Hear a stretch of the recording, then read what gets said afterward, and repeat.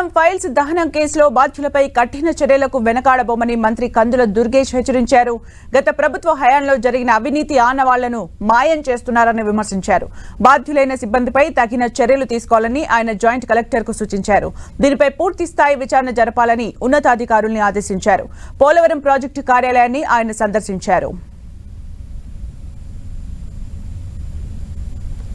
ఎలా ఉందంటే అవినీతి జరిగింది, అవినీతిని కప్పిపుచ్చుకోవడానికి రేపొద్దున ఎవరన్నా యాక్షన్ తీసుకుంటారు, దాని మీద మేము ఇబ్బంది పడతాం అనేటువంటి మాటతోటి అధికారులు ఇందులో ఇన్వాల్వ్ అయ్యి చేశారా అనేటువంటి మాట బయట వినపడతా ఉంది. దీనికి కారణం ఇలా తగలబెట్టడం అనేది ఒక పరంపరగా జరుగుతూ ఉంది ఈ మధ్యకాలంలో.